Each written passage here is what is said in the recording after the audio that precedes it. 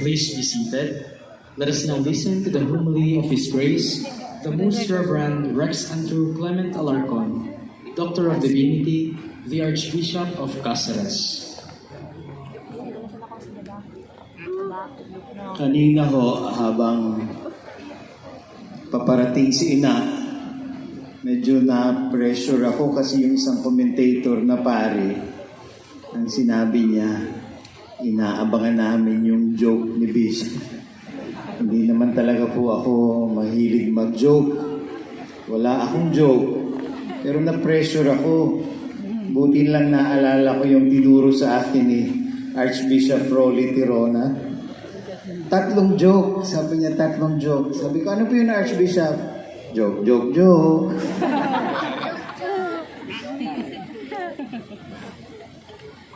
Meron tayong mga hugot sana, di ba? Sana may gamot para sa nasirang puso. Di ba? Wow. Sana 2 ang puso ko. Sana naging damit na lang ako para kahit minsan i-try mo kung bagay ako sa'yo. Sana ulan ka at lupa ako.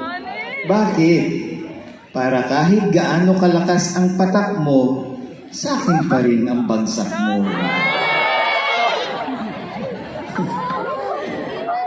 Sana stars na lang tayo para there is something between us.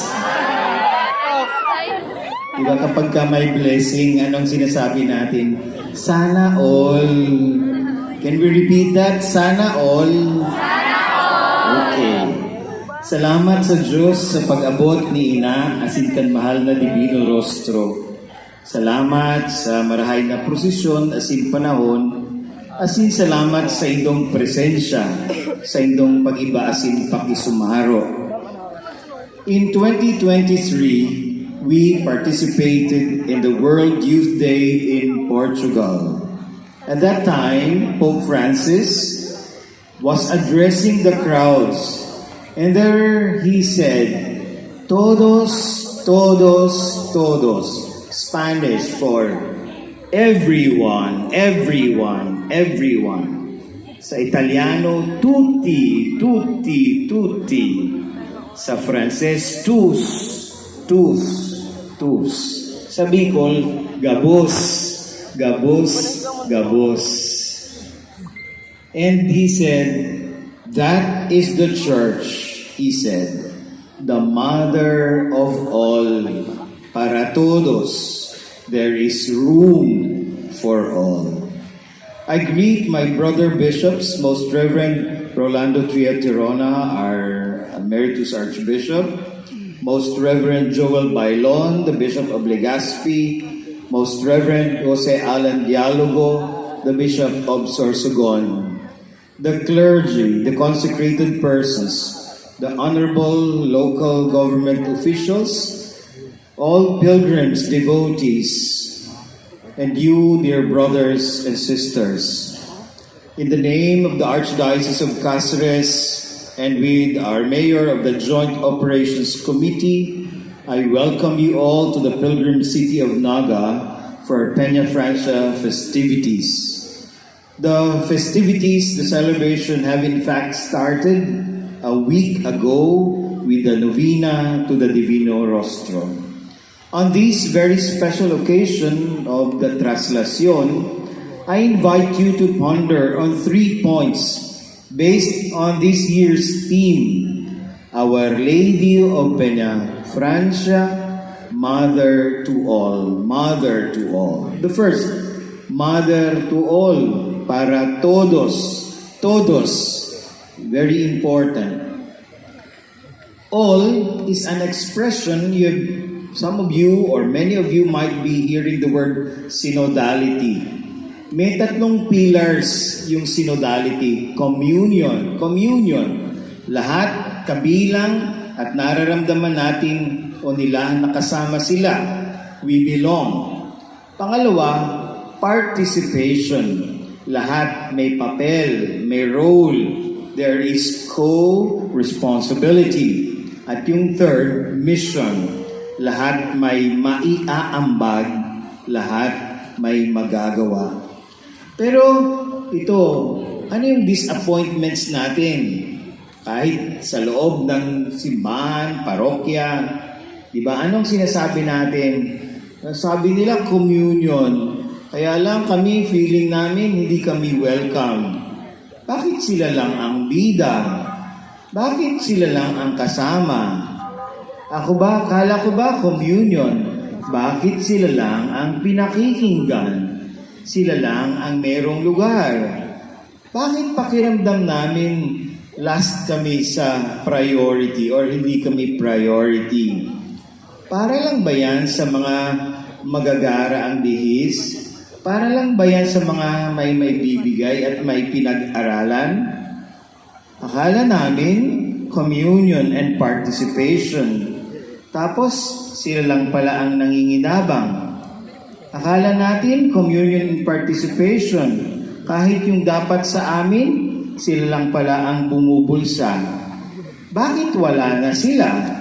Bakit hindi natin sila mahagila? Bakit hindi natin sila kasama sa ating pangit na kalagayan?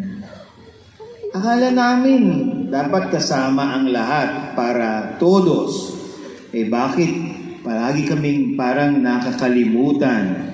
Bakit parang kaming iba ang pananaw, kaming mga mahina, kaming ang tingin ng iba mga makasalanan? Bakit para kaming walang puwang? Today, we affirm and that Mary is mother to all. And also the church wishes to be a mother to all. As I was saying, dahil sa prosesyon, sabay-sabay tayong naglakad, anuman ang katayuan natin sa buhay. Mary is mother to all. Everybody is welcome to come close to Our Lady and to Jesus. Pipila nga lang tayo, di ba? Communion.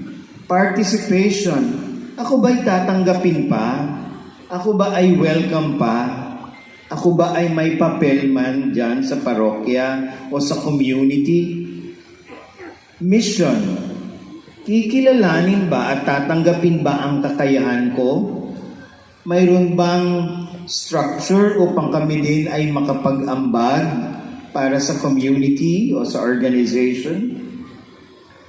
Mga kapatid, ang mga katanungang ito para tayong nag-e-examination of conscience. Kung napakinggan nyo kanina ang homily ni Bishop Rojas, yun ang challenge niya sa atin.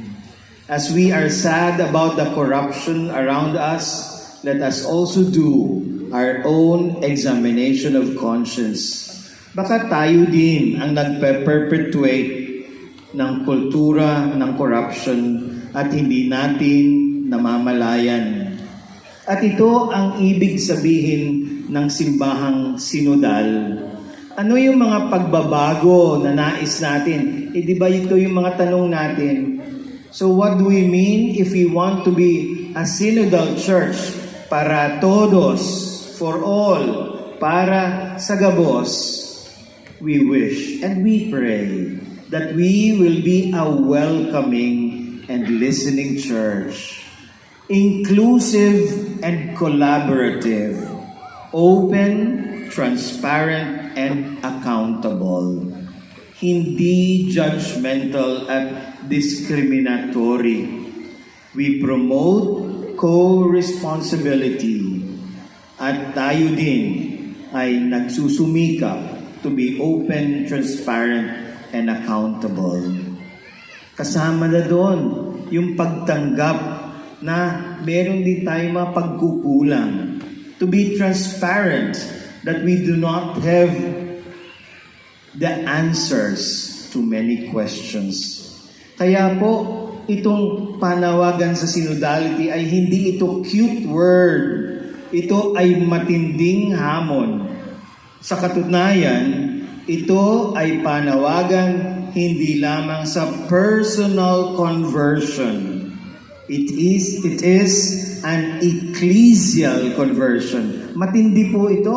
pag sinabing ecclesial conversion, hindi lang isa ang magbabago. Hindi lang si father o si sister o si bishop ang magkaroon ng conversion. Pati ang simbahan kailangan ng pagbabago. Pati ang diocese, pati ang parish, pati ang religious organization, pati ang mga movements. Yun ang panawagan. We have to change the way we do things. At yun ang panawag. Kasama na din po dito, conversion ng magkakasama kayo dito, magkakabarkada, conversion ng barkadahan. Baka kahit yung pagbuyadores natin ay mukhang hindi naman talaga debosyon. Pampasikat lang pala ito. Diba? We need conversion. Baka pati yung pag-aalaga natin kay ina, sinusolo natin si ina. Hindi masyadong devotion yan. We need conversion. Pati ang mga civic groups kailangan ng conversion. Fraternities, sororities, kailangan din ng conversion. Agencies, offices, departments in governments, institutions, schools, religious congregations, kailangan ng conversion. Hindi tayo makakaalpas sa kultura ng corruption if we do not engage in both personal and institutional conversion. Lahat tayo sisigaw, magagalit. But unless we change the way we do things, palaging patuloy lang naman. Sumisigaw tayo ngayon, bukas, pareho din naman. Our Lady, Mother to all, is a call for conversion not only for one, but for all. For all. Lahat. Hindi lang gobyerno, hindi lang isang tao, tayong lahat. We are called to conversion.